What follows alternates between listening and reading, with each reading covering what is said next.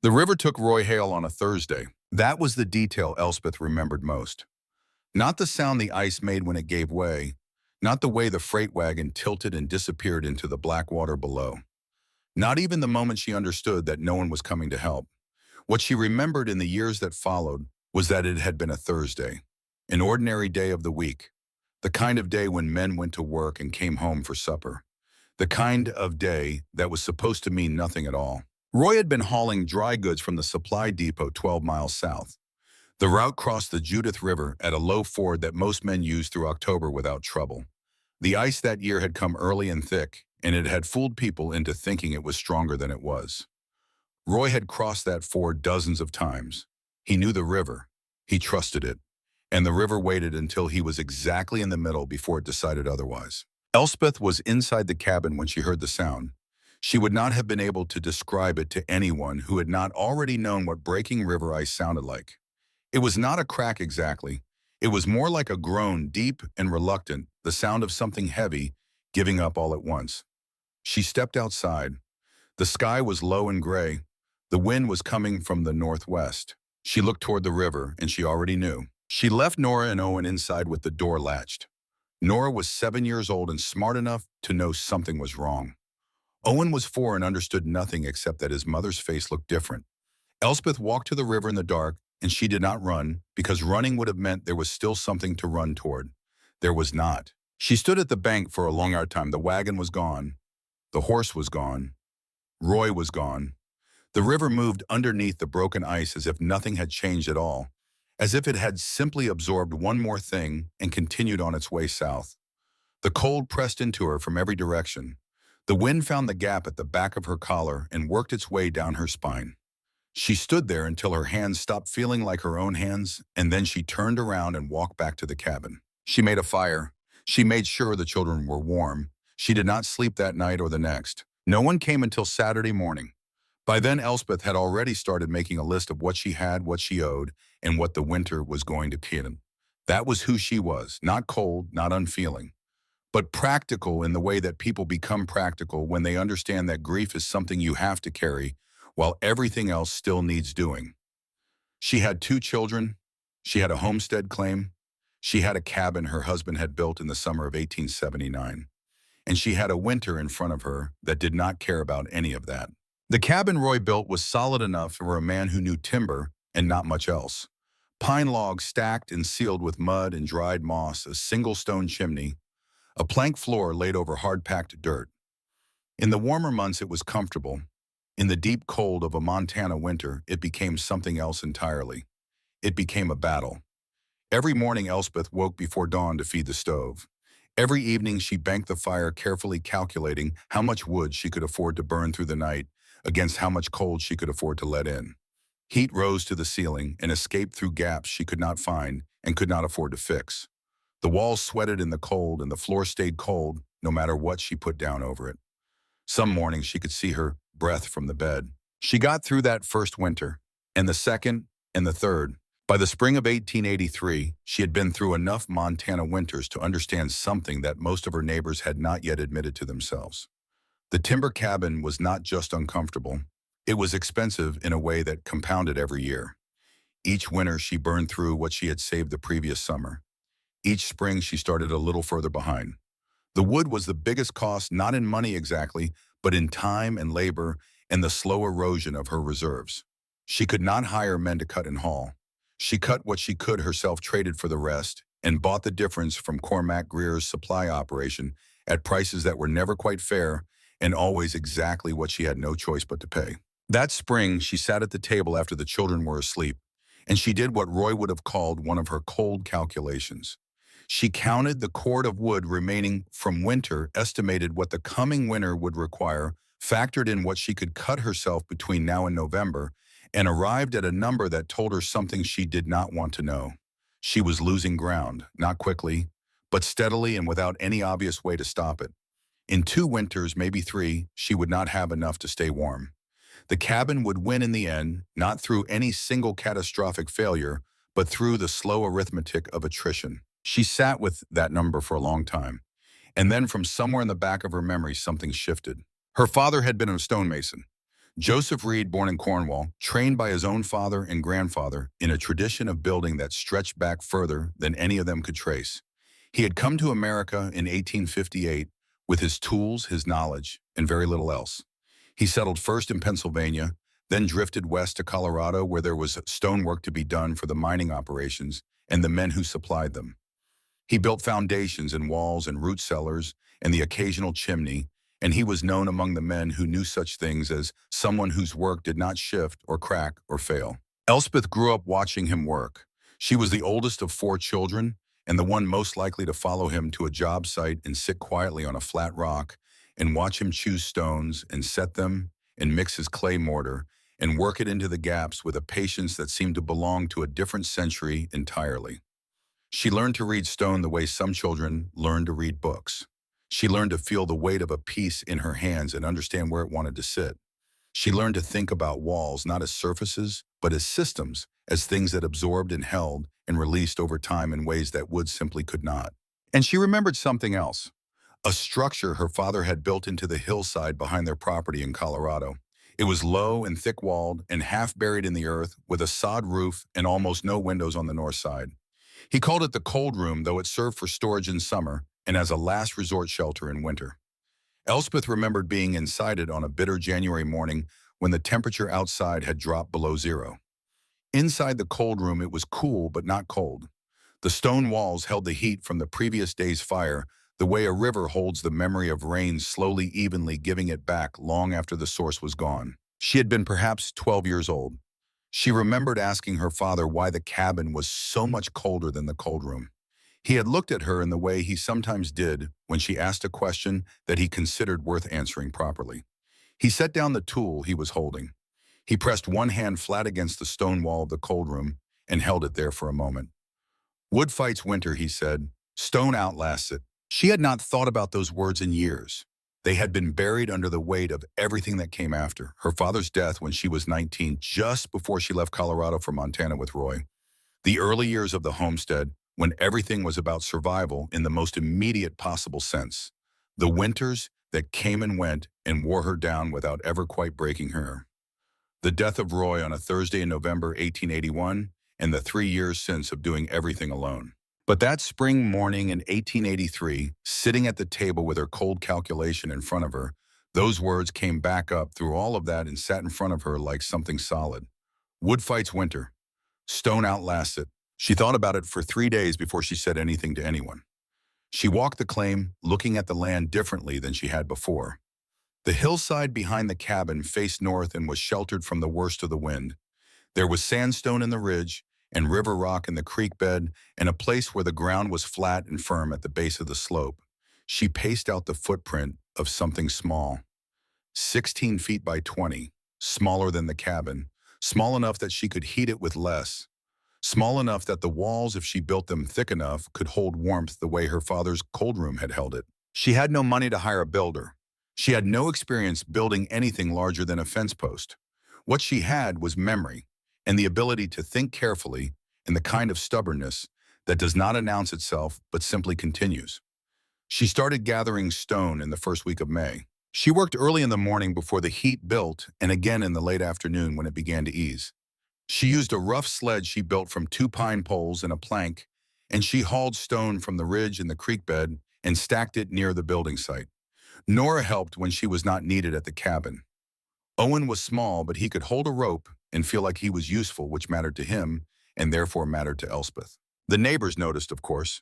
In a settlement of 50 people spread across 3 miles of territory, almost everything got noticed eventually. The first to say something was a man named Fergus Daly, who ran cattle on the land east of hers and who had the particular confidence of a man who had never been wrong about anything in his own estimation. He rode past one morning in late May and stopped his horse and looked at the growing pile of stone and the rough sled, and Elspeth hauling a piece of sandstone that was nearly as wide as her shoulders. Building a fence, he asked. Something like that, she said without looking up. He rode on. But he talked as men like Fergus Daly always talk, and within 2 weeks the question had made its way through the settlement in various forms. What was the widow Hale doing up on that north-facing slope with all that rock? Was she building a wall? A barn? some kind of storage shed. No one asked her directly. That was not how things worked in Judith Basin in 1883. People talked around a subject until the subject became common knowledge, and then they began to have opinions about it. The opinions arrived in late June when the walls began to rise above the ground, and it became clear that Elspeth was building something meant to be lived in. Arthur Crane came first. He was the closest thing Judith Basin had to a professional builder, a carpenter of 20 years' experience who had come west from Ohio and who knew timber construction the way Joseph Reed had known stone. He was not a bad man. He was in fact one of the more decent men in the settlement, honest in his assessments and careful in his work. He rode up on a Tuesday afternoon and stood looking at the rising walls with an expression that mixed genuine curiosity with the particular skepticism of a man who has built the same kind of structure many times and cannot quite see why anyone would build otherwise. He asked her several questions. Was she planning to plaster the interior walls? Had she thought about ventilation? Did she understand that stone absorbed moisture differently than wood, and that without proper drainage, the floor could become a problem in spring thaw? Elspeth answered each question. She had thought about all of it. The mortar was a mix of clay and sand that she had tested in small batches before committing to the walls. The floor would be flagstone set on a bed of gravel. The drainage was handled by the grade of the land and the depth of the footings. Crane listened. He nodded occasionally in the way that people nod when they are not quite convinced, but cannot immediately identify the flaw in what they are hearing. Then he said what he had come to say. Stone gets cold, he told her. Whatever heat you put into it in the evening, it gives right back to the outside before morning. Wood holds warmth differently. There's a reason every decent home on this basin is built from timber. There's a reason every decent home on this basin burns through 3 cords of wood a winter, Elspeth said. He had no answer for that. He left, and she went back to work. Cormac Greer arrived in July. Greer was 50 years old, broad across the shoulders, with a manner that managed to seem generous, while advancing his own interests at every step. He ran the largest cattle operation in the basin and owned a significant share of the supply depot at the settlement, which meant that a great many people owed him something. He was not the kind of man who made threats. He was the kind of man who created situations in which other people made the choices he wanted them to make, while believing those choices were their own. He had wanted Elspeth's land for 2 years, not because it was the best land in the basin. It wasn't, but it sat between 2 parcels he already owned, and owning it would round out his territory in a way that satisfied the particular geometric ambition that men like Greer carried around like a second set of accounts. He had made her 2 offers since Roy died. Both were reasonable on the surface, and both were, as Elspeth understood clearly, about 40% below what the land was actually worth to him. She had declined both times, politely, firmly, without leaving any opening. Now he came riding up the slope on a July afternoon and sat on his horse and looked at the walls rising out of the hillside and said nothing for a long moment. Then he said it looked dark and strange. Said it looked like something you'd bury a man and not something you'd live in. Said the children must find it frightening. Elspeth was laying stone when he said this. She did not stop working. She set the piece she was holding, checked it with a level, and pressed the mortar into the joint before she looked up at him. It's warm, she said. He looked at her for another moment. Then he looked at the walls again with the expression of a man recalculating something. You're not going to sell, he said.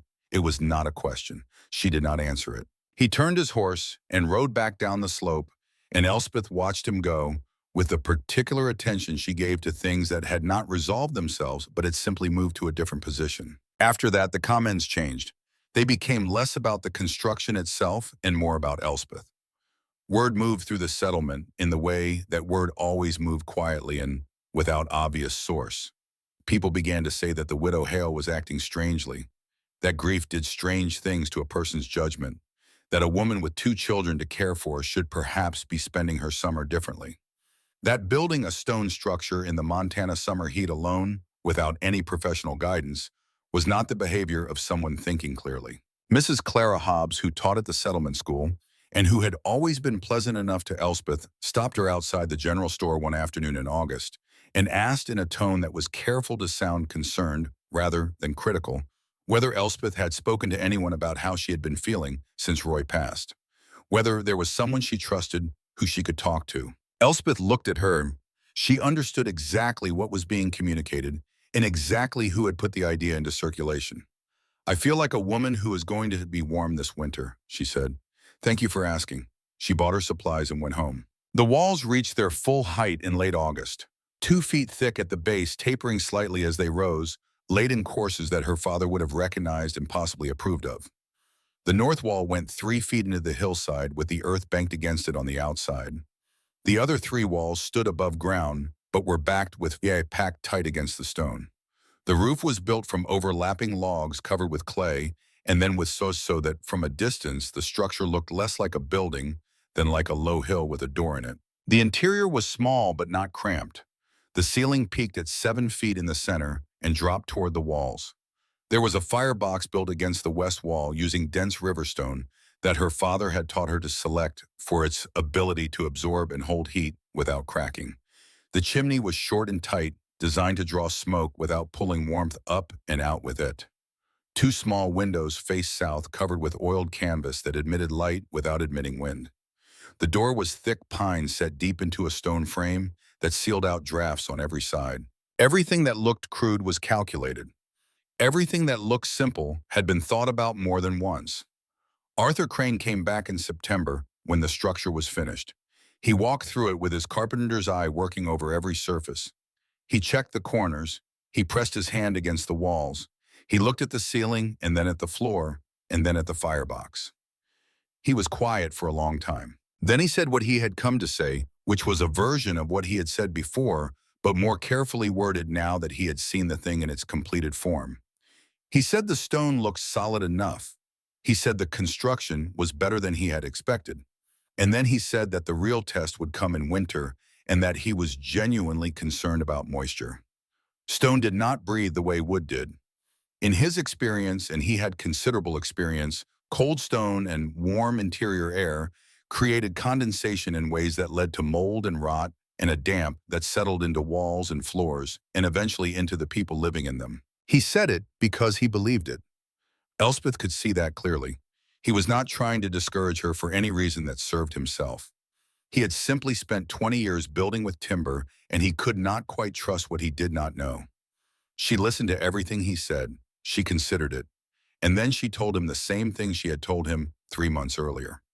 "Winter will answer." He nodded. He looked at the walls one more time. Then he left. Elspeth stood in the doorway of the finished structure and watched the light fall across the hillside. The evening air was cool and clear, the way Montana air gets in late September, when summer has finally made its decision to leave. The stone walls were pale in the fading light. They looked, she thought, exactly like what they were. Not a home that anyone would admire. Not a home that anyone would point to with pride. A structure that worked. A structure built from the memory of a man who had understood something about cold and heat and the patience of stone that most people on this frontier had forgotten or never known. She put her hand flat against the west wall. The stone was still warm from the afternoon sun. She held her hand there and felt the warmth move against her palm. "Wood fights winter," she said quietly to no one. Then she went inside to make supper for her children. The first snow fell on the 2nd of November. Light at first, the kind that dusts the ground and is gone by afternoon. Then heavier a week later, laying down 2 inches overnight and staying. The creek began to freeze at the edges. The temperature dropped in the evenings and did not rise much during the day. The sky took on that particular flat gray of a Montana sky that has decided winter is no longer an approaching thing, but an arrived one. Elspeth moved the children into the stone hut on the 10th of November. She had already moved her supplies, the dry goods and the preserved food, and the tools she would need through the season. She brought the wood she had cut and stacked it in the lean-to she had built against the south wall. She counted it. It was less than she had hoped for and more than she had feared. Enough, she thought. If the hut worked the way she believed it would, if the memory she had carried for 15 years from her father's cold room in Colorado was a true memory and not something she had shaped in the telling and retelling inside her own head. That was the question she carried with her on the night of the 10th of November when she latched the door of the old cabin for the last time and walked up the slope with Owen on her hip and Nora beside her holding her hand. Owen was coughing. It was a light cough, the kind that children get when the air turns cold and dry. She had heard it start 3 days earlier. It was not serious, but she had noted it the way she noted everything as information that might matter later. Inside the stone hut, the fire she had started that afternoon had warmed the walls and the air evenly. The children settled onto their pallets in the loft. The silence outside was the silence of a landscape getting ready for something. Elspeth sat by the firebox for a while, feeling the warmth that came not just from the fire, but from the walls themselves giving back what they had been given. She thought about her father. She thought about the cold room in Colorado. She thought about the words he had said to her on a January morning when she was 12 years old, pressing his hand flat against the stone. She thought, I hope I remembered right. Then she banked the fire, climbed to the loft, and listened to her children breathe in the dark until she was sure they were warm. Outside, the wind was beginning to build from the northwest. The winter had arrived. The wind came down from the mountains on the night of November 17th. It did not arrive the way ordinary wind arrived, gradually and with some warning. It came all at once, as if a door had been opened somewhere above the tree line, and everything cold and dark that had been waiting on the other side came through it in a single moment. Elspeth felt it before she heard it, a change in pressure, a shift in the quality of the silence. Then the sound hit the stone walls like a fist and kept hitting, and the temperature outside dropped 10 degrees in less than an hour. She was awake when it started. She had been awake for a while, sitting in the chair beside the firebox with her mending in her lap and her mind somewhere else entirely. Owen had been coughing more through the evening. Not badly, not the deep, wet cough that meant real trouble, but enough that she had been listening to him sleep with one part of her attention kept separate from everything else. The way mothers keep a part of themselves, always listening, always measuring, always waiting for the sound that means something has changed. She set down her mending and went to the south window. The oiled canvas was opaque in the dark, but she could hear what was happening outside. The wind was not gusting. It was sustained, a steady driving force from the northwest, and it carried snow in it that was not the soft, heavy snow of an ordinary Montana storm, but the fine, hard, almost granular snow of a blizzard, the kind that found every gap and every weakness in every place where one material met another. She added 2 pieces of wood to the fire. Not because the hut was cold, it was not. The temperature inside had held steady through the evening at something she judged to be close to comfortable, warm enough that the children had kicked off their extra blankets sometime in the night. She added the wood because she understood what was coming, and she wanted the stone walls to have everything they needed before the real cold arrived. Then she sat back down and she waited. By midnight, the storm had become something different. The wind was no longer simply strong. It was relentless in the way that only a true blizzard is relentless, without pause, without variation, without any suggestion that it had a far edge or an end. Snow moved horizontally past the south windows. The sound against the stone was constant and white and total. Elspeth put her hand against the north wall, the one buried into the hillside, and felt it. Cool, not cold. The earth behind it was doing what earth does, holding steady against everything the sky could produce. She slept in the chair for a few hours. When she woke, the fire had burned to coals and the air in the hut was still warm. That was the first thing she noticed in the morning of November 18th. Not that it was cold, that it was warm. 3 miles south at the settlement, November 18th began differently. Cormac Greer was awake before dawn because the cold had found its way into his cabin in the night, and the fire had burned low and the temperature inside had dropped enough to pull him out of sleep with the particular bodily insistence of real cold. He was a large man and a warm one, ordinarily not given to feeling the cold the way thinner people did. But the wind had been working on his cabin all night, finding the gaps between the logs that summer had opened and winter had not yet sealed, and by 4 in the morning the far corners of the main room were cold enough to see his breath in. He built the fire up. He burned through half a cord of wood before the sun was fully up. His cabin was well built by the standards of Judith Basin. Heavy pine logs, tight chinking a solid stone hearth that his men had spent 3 days constructing the previous spring. It was the best timber cabin in the settlement, and Greer knew it and took some satisfaction in knowing it. But the wind that had come down from the mountains on the night of the 17th did not distinguish between good timber cabins and poor ones. It found the gaps in all of them. By mid-morning, Greer had sent 2 of his ranch hands to bring in more wood from the stack behind the barn. They came back with their faces red and their eyes watering, the wind hitting them broadside across the open ground between the buildings. One of them said he could not see the fence line from 20 feet away. Greer told them to bring twice as much as they thought they needed and to stay inside after that. Arthur Crane's cabin stood at the east edge of the settlement, 100 yards from the nearest neighbor. Crane had built it himself over 2 summers, and it was by any honest measure a good piece of work. Heavy logs, careful chinking a double-layer floor that kept the cold from coming up through the ground. He had a proper stone hearth and a good chimney and a wood stack that he kept well supplied from October onward because he had been through enough Montana winters to take them seriously. By the second hour of the storm, the far corners of Crane's cabin were cold.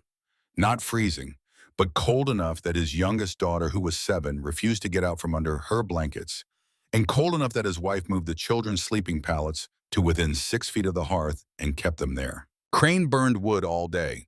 He kept the fire at the hearth and the smaller stove in the kitchen, both going at full draw, and still the cold pressed in at the edges. Heat rose to the ceiling and pooled there, and accomplished almost nothing for the people living at floor level. By evening, he had burned through more wood than he typically used in 3 full days of ordinary winter weather. He was not worried yet. He had enough wood, but he was paying attention in the particular way that a man who builds things pays attention when those things are being tested, noting what was working and what was not, and filling away the information for later. Mrs. Clara Hobbs had no such reserves of equanimity.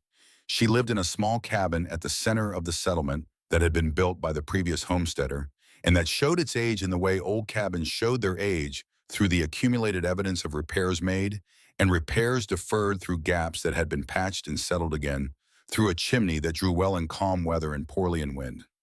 She had known since October that her cabin was not equal to a serious winter storm. She had simply hoped that the serious storms would come later after she had arranged something better. They had not. By noon on the 18th, the temperature inside her cabin, with the fire burning it as hot as she dared push, it had dropped to the point where she could see her breath at the far end of the room. She packed what she needed, wrapped herself in everything she owned that could be worn at once, and made the 40-yard crossing to the general store through wind that hit her like something solid and snow that cut at the small exposed strip of her face between her scarf and her hat.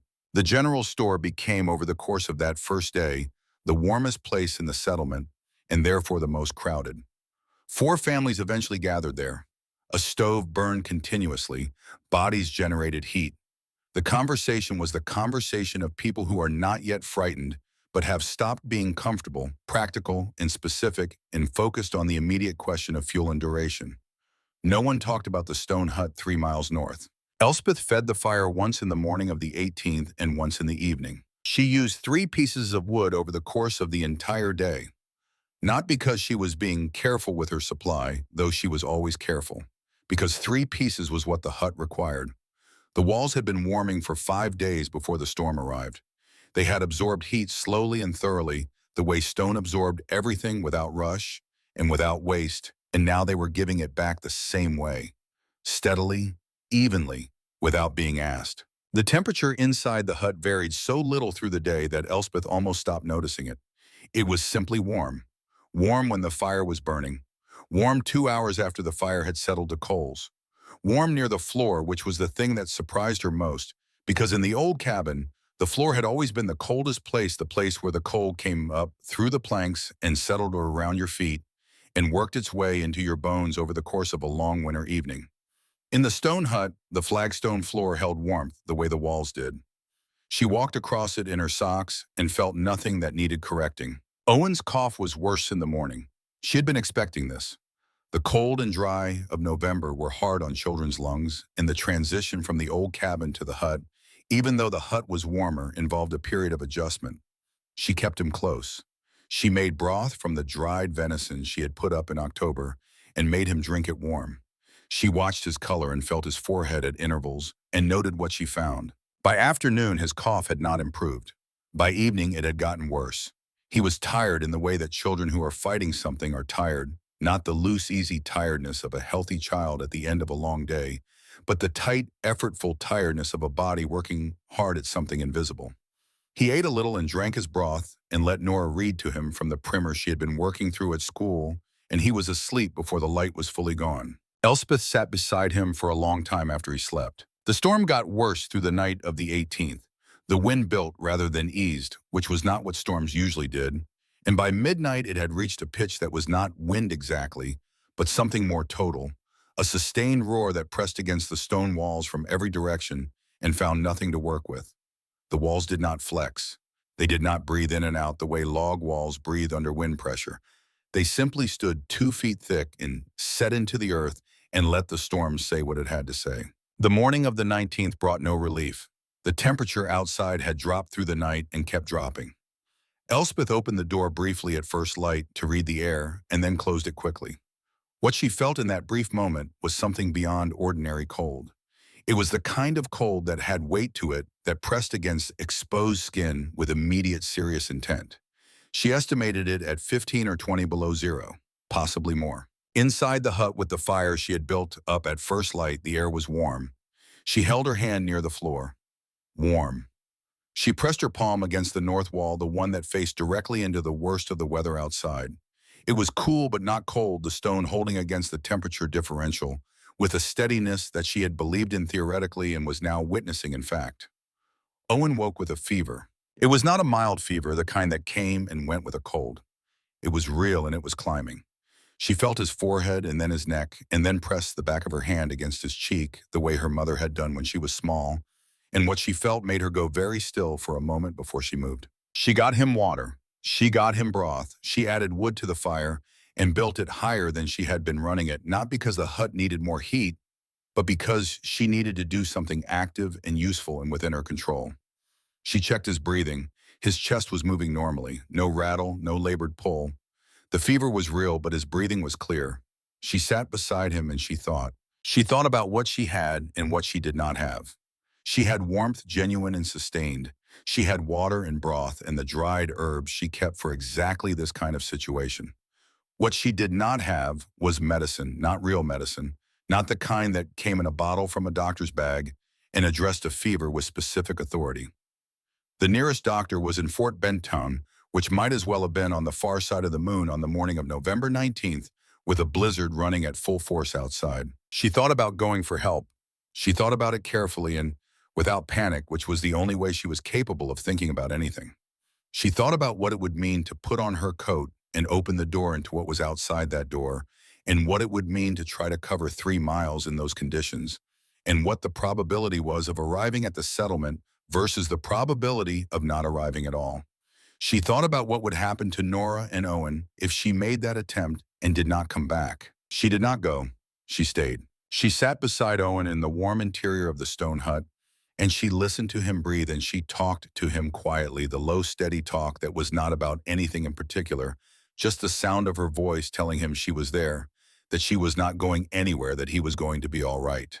She did not know with certainty that he was going to be all right.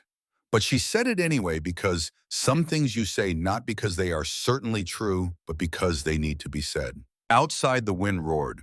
Inside, the walls held. She put her hand flat against the stone beside Owen's pallet. The stone was warm. It had been warm all morning. It would be warm all afternoon. Whatever the temperature did outside, whatever the wind demanded, the walls would give back what they had been given slowly and completely, and without any drama at all. Her father had built a structure like this in Colorado in 1865. He had learned from men who built in Cornwall before him.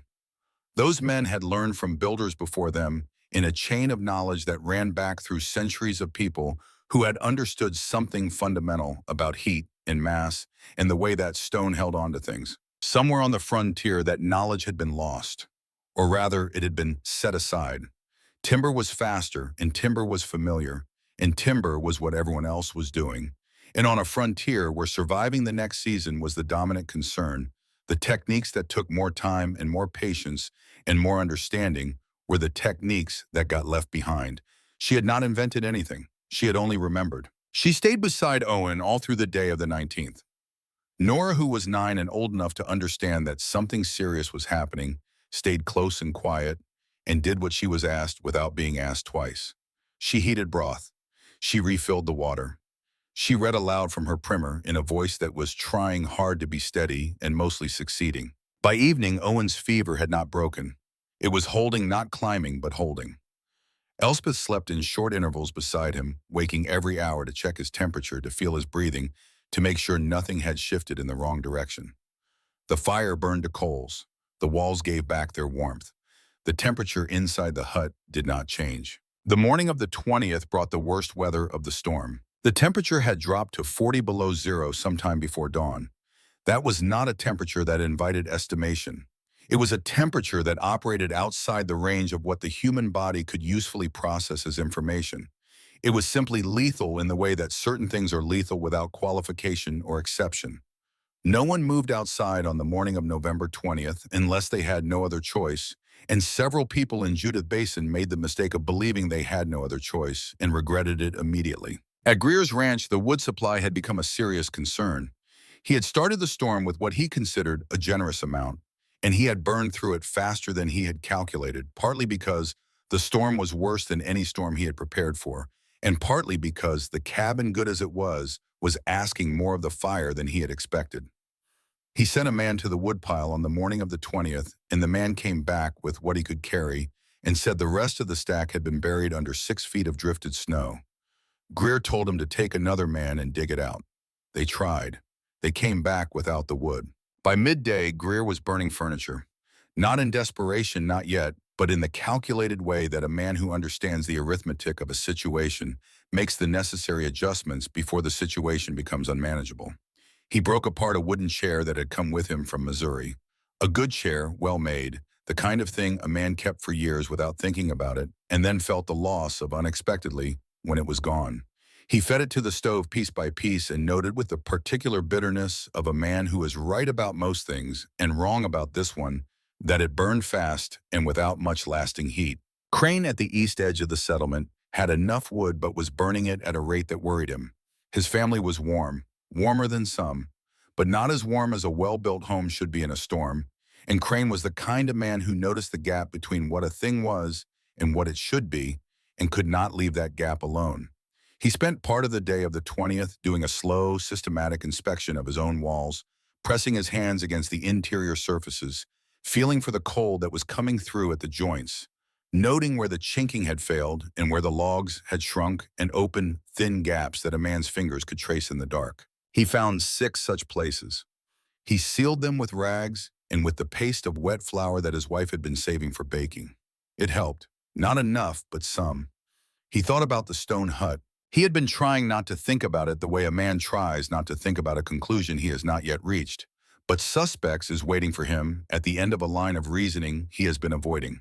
He had told Elspeth that stone got cold, that stone did not breathe the way wood breathed, that his experience said one thing, and her memory said another, and his experience should be trusted. He believed all of that when he said it.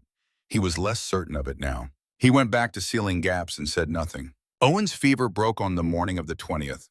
Elspeth was awake when it happened, sitting beside him in the gray pre-dawn, and she felt the change before she could measure it, a loosening, a softening of the tension that had been in his body for 2 days. His breathing changed. His color changed.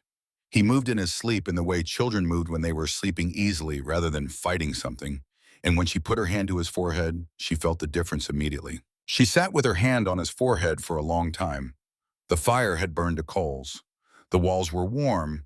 The air in the hut was steady and even the same temperature near the floor as near the ceiling, the same temperature in the far corner as beside the firebox. Nora was asleep in the loft above one arm, hanging over the edge, in the way she slept when she was deeply under, and the sound of both her children breathing in the quiet was the best sound Elspeth had heard in 2 days. She did not attribute Owen's recovery to the stone walls. She was too careful a thinker for that. He was 6 years old and healthy, and his body had done what healthy bodies did.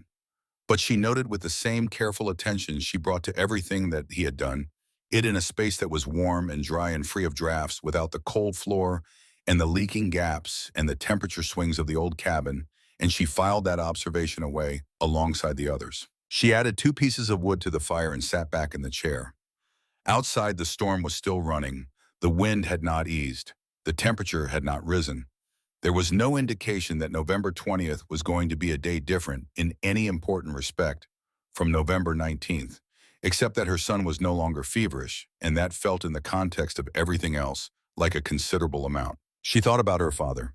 She thought about him the way she thought about him when something had happened that she wished she could tell him about. He had died in 1868, 23 years earlier, from a lung infection that the doctor in Colorado City had not been able to do much about. He had been 51 years old. He had not lived to see her married or to know his grandchildren or to see the work his knowledge had made possible in a stone hut on a hillside in Montana. She would have liked very much to tell him about this morning. Instead, she sat in the warm interior of the thing she had built from his teaching, and she listened to the storm and waited for it to end. On the afternoon of the 20th, Henry Walsh knocked on the door. He had been out for 3 days. That was what his face said before he said anything else. 3 days in a blizzard that had driven every sensible person inside on the first day, moving through country that did not forgive errors of judgment, making his way south from the trapping grounds above the basin toward the settlement and shelter. He was a lean man in his mid-50s, weathered in the way of men who spent most of their time outside, and he had survived things that would have stopped younger men. But what was outside that door on November 20th had pushed him close to his limit. He had remembered the stone hut when he was perhaps a mile north of it, coming down through the timber, half-blind, with snow and cold beyond the point where cold was a sensation and had become simply a condition of existence. He had changed his direction without thinking about it much. He was a man who made decisions quickly when decisions needed to be made quickly and thought about them later. Elspeth opened the door and warm air moved out past her into the storm. Walsh stood in the doorway for a moment before he stepped inside. He was looking at the interior with the expression of a man whose expectations have been revised without his permission. He had expected shelter. He had expected to be out of the wind. What he had not expected was warmth of this quality air that felt the way air felt in a kitchen in the middle of a good fire on an ordinary winter evening, even genuine thorough warmth that had nothing provisional about it. He stepped inside. Elspeth latched the door behind him. He stood in the center of the room and he turned slowly, looking at the walls, the ceiling, the firebox with its banked coals, the flagstone floor. Then he stopped turning and he put his right hand flat against the west wall and held it there. The wall was warm. Not warm the way a wall near a fire was warm on one side. Warm the way something was warm that had been warm for a long time, that had stored heat in its mass and was giving it back steadily from every surface, from every course of stone, from the floor and the ceiling, joists, in the thick corners where two walls met. He stood with his hand against the wall for a long time. Then he turned and looked at Elspeth. How much wood, he said. She took him outside to the lean-to. The storm hit them both when the door opened, immediate and total. They stood in the shelter of the overhang, and she showed him the stack. He looked at it. He looked at her. He looked at the stack again. She had burned 10 pieces of wood, perhaps 12. In 4 days of the worst storm in 3 years, with 2 children in the hut and a fever running through the younger one, she had burned 12 pieces of wood. Walsh said nothing for a long moment. The wind pressed at them from around the corner of the lean-to. Snow moved sideways past the opening. He was doing arithmetic in his head. She could see it, comparing what he was looking at against what he knew about wood consumption in a Montana winter, against what he had seen at the settlement before the storm hit, against everything his decades of experience had told him about the relationship between cold and fuel and survival. He shook his head slowly. They went back inside. He sat by the firebox and let the warmth work on him and said very little for a while.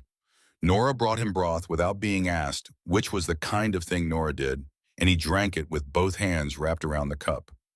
Owen was awake by then, sitting up on his pallet with better color in his face than he had shown in 2 days, watching the stranger with the careful attention of a child who has been sick and is now interested in the world again. Walsh stayed for 2 hours.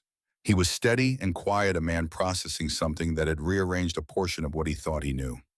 Before he left, he stood and put on his coat and looked at the walls one more time with an expression that had moved past surprise into something more settled. He left without saying much.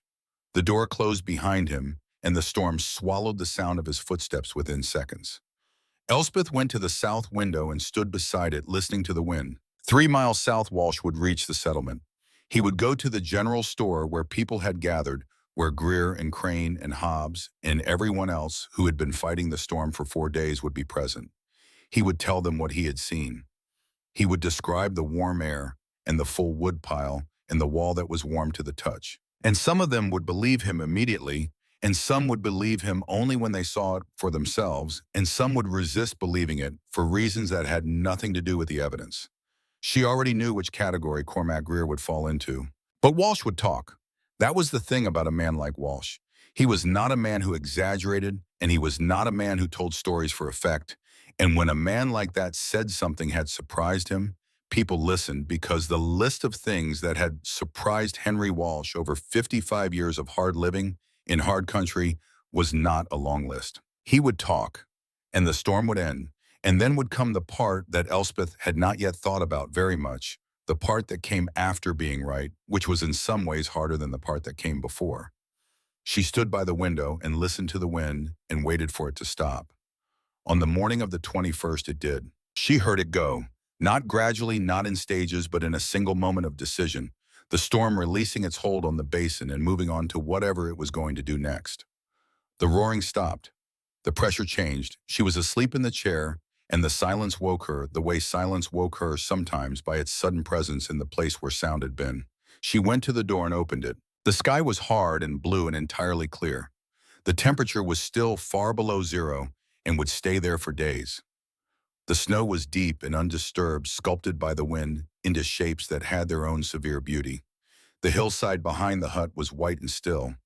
The world looked as though it had been emptied out and refilled with cold and light and silence. Elspeth stood in the doorway for a long moment, breathing the sharp air. Behind her, the walls held their warmth. The fire had burned to coals in the night. The air inside was still warm, not as warm as it had been with the fire going, but warm enough. The stone was doing what stone did, releasing what it had stored, patient and complete. She was thinking about Roy. She was thinking about the Thursday in November 1881 when the river had taken him and the long winters that had followed. She was thinking about the calculations she had made at the table in the spring of 1883, the cold arithmetic that had told her she was losing ground, that the timber cabin was winning the slow battle by attrition, and the memory that had surfaced from her father's voice and her father's hands, and a cold morning in Colorado when she was 12 years old. She had not invented anything. She had only remembered. The basin spread out below her, white and silent, waiting to see what came next. They came one at a time. That was how it happened. Not in a group, not in any organized way, not with any announcement or formal purpose. They came the way people come to something they are not entirely sure they believe, individually, and with reasons prepared in advance that had nothing to do with the actual reason. Checking on the widow, passing through on the way to somewhere else, just happened to be riding north. Henry Walsh had reached the settlement on the evening of the 20th, half frozen and entirely serious, and he had said what he had seen in the flat, unembellished way that was the only way Walsh ever said anything. He had described the warm air and the full wood pile and the wall that was warm to the touch. He had said that Elspeth Hale had burned approximately 10 pieces of wood in 4 days of the worst storm in 3 years. He had said this without drama and without interpretation, the way a man reported a measurement, and then he had drunk the coffee someone handed him and said nothing more. The room had been quiet for a moment. Then Cormac Greer had said that Walsh had been half frozen when he arrived at that hut, and that a half-frozen man was not a reliable instrument for measuring temperature. He said it pleasantly in the tone of a man offering a reasonable alternative explanation, which was the tone Greer used when he was doing something that did not want to be examined too closely. A few people nodded, a few did not. The conversation moved on the way. Conversation moved on in a room full of cold and tired people who had more immediate things to worry about than a stone hut 3 miles north. But it did not move on entirely. It went underground the way water went underground in limestone country, flowing invisibly beneath the surface until it found somewhere to come out. People thought about what Walsh had said. They thought about it through the last day of the storm and through the days of hard, clear cold that followed, when the work of digging out and taking stock and assessing losses occupied everyone's hands without fully occupying their minds. James Aldred was the first to ride north.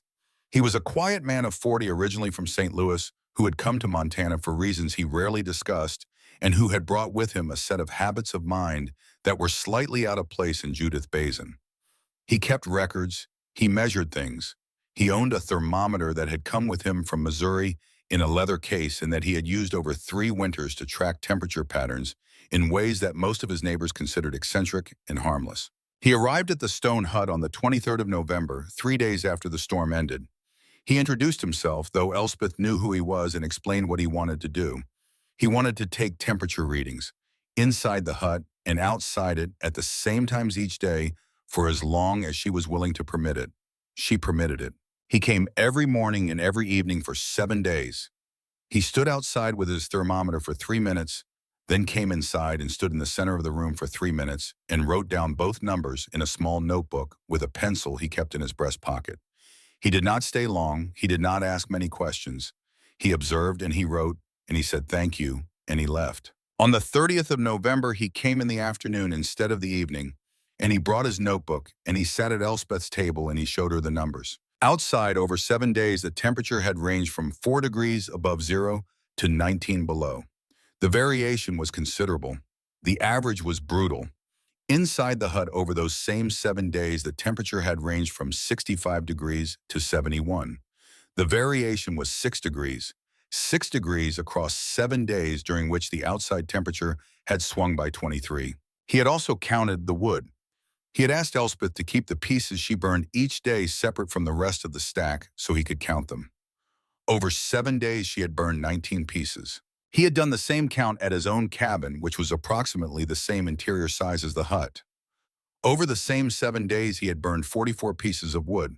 His cabin had maintained an interior temperature that ranged from 48 degrees to 63, with the higher temperatures occurring only when the fire was burning actively and the lower ones occurring in the mornings before the fire was rebuilt. He closed his notebook and looked at Elspeth across the table. "The numbers don't require interpretation," he said. She agreed that they did not. He asked if he could share the numbers at the settlement. She told him they were his numbers and he could do what he liked with them. He put the notebook back in his coat pocket and thanked her and rode south. Arthur Crane came on the 2nd of December. He did not send word ahead. He simply appeared at the door on a cold, clear morning hat in his hands, with the expression of a man who has been arguing with himself for some time and has finally resolved the argument in a direction he did not entirely expect. Elspeth let him in. He did what he had done in September, the slow, systematic inspection of a builder examining construction. But this time he did it differently. In September, he had been looking for problems for the places where the theory would fail when applied to practice. Now he was looking at it as evidence, as a thing that had been tested and had passed the test, and he brought different attention to it. He checked the corners. He ran his hand along the mortar joints. He pressed his palm against the north wall, the east wall, the floor. He looked at the ceiling and at the firebox and at the short, tight chimney. He crouched down and felt the air near the floor, and then stood and felt it near the ceiling, and noted with the expression of a man noting something he had not expected that the difference was small. In his cabin, the difference between floor temperature and ceiling temperature on a cold morning was significant enough to matter. Here it was not. He inspected the south windows, the thick pine door set deep in its stone frame, the sod banking against the exterior walls. He took his time. Owen watched him from the loft with the focused interest of a 6-year-old observing an adult who was doing something serious and unfamiliar. When Crane was finished, he stood in the center of the room and he looked at Elspeth and he said nothing for a moment. Then he said the moisture. She showed him. There was none. The clay mortar had cured clean and dry. The interior walls were dry to the touch. There was no condensation running down the stone, no dampness in the corners, no smell of mold or rot. The floor was dry. The air, which he had told her in September would be heavy with moisture trapped by stone that could not breathe, was clear. He nodded slowly, not the nod of a man confirming what he expected, the nod of a man updating what he knew. He sat down at the table. He was quiet for a while. Elspeth made coffee and put a cup in front of him and sat across from him and waited. "I've been building with timber for 20 years, he said finally. "I've built good cabins, solid work. I believe the work was right." She said nothing. "It is right," he said, "for what it is, but it's not this." He looked at his coffee cup. He turned it slowly in his hands. Then he said, "I was wrong. I told you stone didn't work this way, and I was wrong, and I'd like you to know that I know that." She looked at him across the table. He was a decent man, Arthur Crane. She had always thought so. Decent men said things like that when they needed to be said, even when saying them cost something. "Thank you," she said. "That means something." He drank his coffee. He asked her questions about the construction. Real questions this time, specific and technical about the mortar mix and the wall thickness and the way she had calculated the angle of the roof. She answered all of them. He listened the way a craftsman listened when he was learning something with full attention and without the partial resistance that had been present in September. He stayed for 2 hours. When he left, he stood outside the door for a moment and looked at the exterior walls, the sod, banking the low roof line, the way the structure sat into the hillside as if it belonged there. "Not much to look at," he said. "It doesn't need to be." Elspeth said. He smiled at that briefly and rode south. The community meeting was held on the 12th of December in the general store, which was the largest interior space in the settlement and the place where things of general concern were discussed. It had been called by no one in particular, and everyone in general, the way such meetings were called in small communities when something had happened that needed to be addressed collectively. Aldred presented his numbers. He did it without fanfare, standing at the front of the room and reading the figures from his notebook in the level voice of a man who understood that the numbers spoke more clearly than any argument he could make on their behalf. Temperature ranges, wood consumption, the comparison between the stone hut and a timber cabin of equivalent interior size. The room was quiet while he read. When he finished, there was the kind of discussion that followed when people had already been thinking about something privately and were now permitted to think about it publicly. Most of it was practical. Questions about construction, questions about questions about the availability of suitable stone in different parts of the basin, questions about what happened in summer, whether the stone held heat that was unwanted in the warm months, the way it held desired heat in the cold ones. Elspeth was not at the meeting. No one had told her about it, which may have been an oversight and may not have been. She was at the hut 3 miles north where Owen was fully recovered, and Nora was working through her lessons, and the fire was burning to coals with its usual patient efficiency. It was Crane who changed the meeting. He had been sitting at the back, listening, not saying much. He was a man who listened before he spoke, and who spoke carefully when he spoke at all, and the room knew this about him and weighted his contributions accordingly. When he stood up, the particular quality of the silence changed. He said, "I went up to see the hut on the 2nd of this month. I inspected it the way I'd inspect any structure I was thinking of building or recommending. I looked at the walls, the mortar, the floor, the ceiling, the firebox. I looked for the problems I told Mrs. Hale the structure would have, the moisture problem, the cold stone problem. I looked carefully." He paused. "The problems aren't there," he said. "I was wrong about what stone would do and what it wouldn't do. And I said so directly to Mrs. Hale, and I'll say it here. 20 years building with timber in 3 states, and I was wrong. The structure works better than anything I've built, by a significant margin." The room was very quiet. Crane sat back down. It was not Aldred's numbers that changed Judith Basin. Numbers could be questioned, could be attributed to unusual circumstances, could be absorbed and set aside by people who had reasons for setting them aside. What could not be so easily managed was Arthur Crane, the most experienced builder in the basin, standing up in the general store and saying plainly that he had been wrong. That was a different kind of evidence. That was the kind of evidence that came from a man's willingness to revise himself in public, which was one of the hardest things a person could do, and therefore one of the most convincing. Greer was at the meeting. He sat near the front, which was where he usually sat, in the position of a man who expected to have something to say about whatever was being discussed. He had said relatively little during Aldred's presentation. He had asked 1 or 2 questions that were technically reasonable and were also, for those paying attention, designed to introduce doubt rather than seek information. When Crane stood up, Greer had gone still in a way that was different from the stillness of listening. After the meeting ended, people stood in small groups and talked. The conversation had the quality of something that had turned a corner, not dramatically, not all at once, but in the way that conversations turned when the primary obstacle to a conclusion had been removed. Greer left quickly. He did not stop to talk. What Aldred discovered, he discovered by accident. He had been riding back from Greer's supply depot on the 15th of December when he stopped to let his horse drink at the creek and found himself standing near Walsh, who was heading the same direction and had stopped for the same reason. They talked for a while the way men talked when they found themselves briefly occupying the same place at the same time, about nothing important at first, and then about the meeting and about the stone hut. Walsh mentioned without particular emphasis that he had told Greer what he had seen at the hut on the evening of the 20th when he arrived at the settlement after the storm. He mentioned that this was before the community meeting, before Aldred's numbers, before Crane's public statement.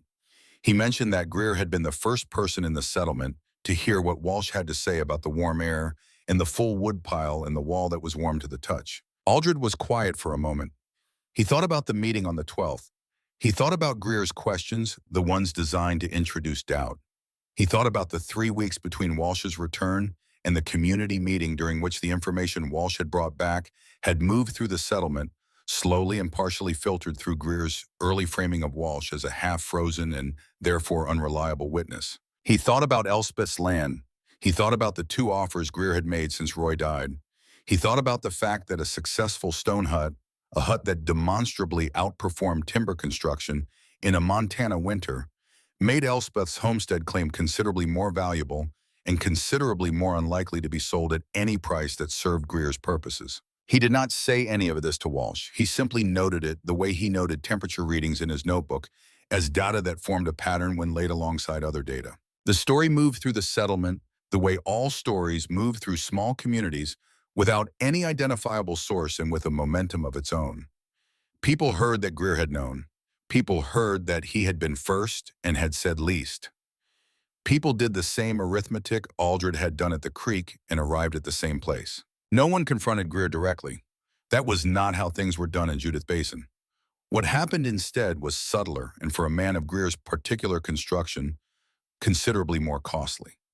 People stopped asking his opinion. Not on everything, not all at once, but on the matters where his opinion had previously carried weight, on questions of land and construction and what was practical and what was not. People began to find other sources.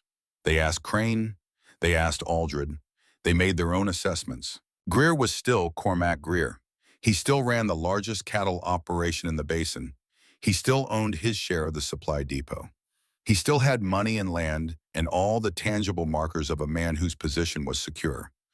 What he had lost was the thing that a man like Greer valued more than any of it: the deference, the assumption built over years that his read on a situation was the read that mattered. It did not come back. Elspeth heard about it secondhand weeks later from Aldred, who told her without editorial comment and then waited to see what she said. She said nothing for a moment. Then she said she was sorry it had come to that. Aldred looked at her. She meant it. Not sorry for Greer in any sentimental way. Sorry in the way that a person was sorry when a situation that could have been handled with more honesty had instead been handled with calculation and had therefore arrived at a worse conclusion for everyone involved. She did not have the energy for satisfaction. She had 2 children and a homestead and a winter still to get through. She did not mention Greer again. People began building in the spring of 1884. Not all of them, not all at once. Change in small communities did not move that way. It moved the way the stone walls held heat slowly and steadily, and from the inside out through individual decisions made by individual people who had each arrived at their own conclusions by their own paths. Crane was the first to adapt his methods. He did not abandon timber, which would have been impractical and which was not what the situation called for. What he did was begin incorporating mass into his designs in ways he had not done before. Thicker interior walls, stone hearths that extended further from the chimney, designed to absorb and radiate rather than simply contain. Lower ceilings in rooms that needed to hold heat through the night. He brought the knowledge he had spent 20 years accumulating in timber and set it beside the knowledge he had gained from one careful inspection of a stone hut and from a morning of honest conversation at a table, and he built better work than he had built before. He told people openly where the ideas had come from. Aldred designed what he called a winter room, a single stone-walled space attached to his existing cabin, sized for his family to gather in during the coldest months, with walls built to the thickness Elspeth had used and a firebox positioned against the exterior wall the way hers was. He brought Elspeth out to consult on the construction in March, when the ground was still frozen but the light had changed and the air had that particular quality of a Montana spring that was not warmth yet but was the memory of warmth. She walked the site. She looked at the stone he had gathered, and she picked up pieces and held them and set them down the way her father had taught her to read stone feeling for the weight and the density and the particular quality that told you a piece would hold heat rather than shed it. She gave him her thoughts. He asked questions, and she answered them. When she left, he said thank you, and she said she hoped it worked and rode home. Greer built the stone storage house for his ranch hands in April. He did not consult Elspeth. He hired 2 men from Fort Benton who had some experience with stone construction, and he paid for the work without discussing it with anyone. The building went up in 6 weeks, and it was functional if not elegant, and when winter came, the men who slept in it were warmer than the men who slept in the timber bunkhouse. And Greer said nothing about this publicly, but noted it in his own private arithmetic. It was the kind of acknowledgement that a man like Greer was capable of making, silent and entirely internal, not the kind that cost anything visible, but real in its way. Mrs. Clara Hobbs came to see Elspeth in May when the snow had retreated from the lower ground and the basin was in the first genuine warmth of the year. She came without stated purpose and stayed for an hour, and the conversation moved across several subjects before arriving at the one Hobbs had actually come to discuss. She said she had been wrong to suggest the previous summer that Elspeth might not be thinking clearly. She said she understood now that what she had taken for grief-addled impracticality had been something else entirely, and she wanted Elspeth to know that she understood that. Elspeth thanked her and meant it. Then Hobbs said the thing she had really come to say, which was that she had been talking to the school board about whether the school building, which was a single-room timber structure that was genuinely difficult to heat through the deep cold months, might benefit from some modification along the lines of what Elspeth had built. She asked whether Elspeth would be willing to speak to the board about it. Elspeth said she would think about it. She thought about it for 2 days. Then she wrote a short letter to the board describing the principles involved: the wall thickness, the low ceiling, the firebox placement, the importance of mass over surface area when the goal was sustained warmth rather than rapid heating. She wrote it plainly without argument as a description of what she had done and why she had done it and what the results had been. She sent it with Nora, who delivered it on her way to school. She did not attend the board meeting. She did not follow up. She had said what she had to say, and the board would do what it would do, and she had a homestead to run and a woodpile to build up before the next winter, and 2 children who needed her attention in ways that did not pause for community politics. The board incorporated the recommendations into a planned expansion of the school building the following spring. The winter of 1884 came in November, as winters in Montana always came without asking and without apology. Elspeth had built up the woodpile through the summer and fall, cutting and splitting and stacking with the same methodical attention she brought to everything. She had also made 2 improvements to the hut based on the previous winter's experience. She had widened the overhang of the lean-to better protect the wood from drifting snow, the lesson of Greer's buried woodpile having been useful to her in a way Greer had not intended. And she had added a second layer of sod to the north face of the roof, where she had noticed the greatest temperature differential during the coldest days of the previous January. The improvements were small. The fundamentals did not need changing. The fundamentals were what her father had understood and what she had remembered, and what 2 feet of stone and 1 hard winter had demonstrated to everyone willing to look. On the evening of the 15th of November, with the first real cold of the season pressing down on the basin, in the sky the particular deep black of a Montana sky in the first clear week of winter, Elspeth put Owen and Nora to bed in the loft and built the fire down to steady coals and sat in the chair beside the firebox. She was 35 years old. She had been a widow for 3 years. She had 2 children who were healthy and fed and warm. She had a homestead that was hers and that she intended to keep. She had a winter in front of her that she had for the first time in several years something other than dread about. She sat in the quiet and she felt the warmth of the walls around her, and she thought about Roy, the way she thought about him on evenings that were quiet enough to permit it. She thought about the Thursday in November 1881 and the river and the long cold walk back to the cabin. She thought about everything that had come after that and everything that had been required of her that she had not known she was capable of until it was required. She thought about her father. She thought about him pressing his hand flat against the stone of the cold room in Colorado on a January morning when she was 12 years old. She thought about what he had said: wood fights winter, stone outlasts it. He had learned it from the men who taught him in Cornwall, in a tradition of building that had its roots in a time before most of the things that existed in 1884 had been imagined. Those men had understood something about heat and mass and patience that the frontier had moved too fast to carry with it. The knowledge had been set aside in favor of things that were quicker and more familiar, and the cost of setting it aside had been paid every winter in fuel and cold, and the particular exhaustion of people fighting a battle they did not know how to win any other way. She had not invented anything. She had only remembered, and remembering had been enough. She put her hand flat against the west wall and held it there. The stone was warm. It had been warm all day. It would be warm through the night and into the morning, giving back steadily what it had been given, patient and complete and entirely indifferent to the cold outside. Owen was breathing evenly in the loft. Nora had fallen asleep with her primer open beside her the way she often did, reading until the reading turned into dreaming without a clear boundary between them. The wind outside was light, the fire in the firebox was low and steady. Elspeth sat in the chair and closed her eyes, and for the first time in 3 years she did not think about the wood running out. She did not calculate and recalculate and plan and replan against the cold arithmetic of fuel and temperature and duration. She simply sat in a warm room while the winter settled onto the basin outside, and she let herself be still. She slept in the chair. Not the half-sleep of a woman listening for her children ready to come fully awake at the first sound that required it. Real sleep. The deep, unhurried sleep of a person who has done what needed doing and has arrived at a place of earned rest. The fire burned to coals. The walls held their warmth. The temperature inside the stone hut did not change. Outside, the winter moved across Judith Basin in the dark, looking for weakness, finding the gaps in every wall, working at every place where one thing met another with anything less than full intention. It moved across the timber cabins and the settlement buildings and the ranch houses and all the structures that people had built against it. When it reached the stone hut on the hillside north of the settlement, it moved around it. There was nothing else to do.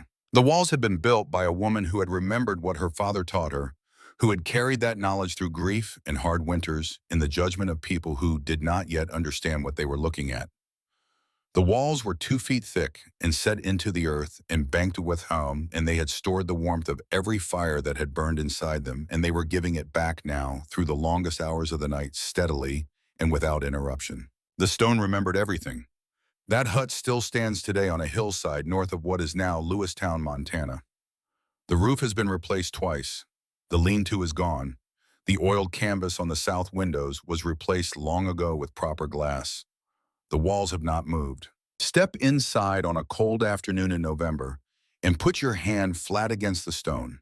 It will be warm, not the warmth of a fire that is burning nearby, the warmth of something that has held heat for a very long time and has not forgotten how. That is what Elspeth Hale built in the summer of 1883. Not a monument, not a statement, a warm room for her children. A solution to a problem that the frontier had stopped being able to see. Her name is not on any marker at the site. There is no record of her in the County Historical Society beyond a single entry in the 1880 Land Registry and a note in the 1884 School Board minutes recommending stone construction for the planned expansion. The stone does not need a name on it. It remembers.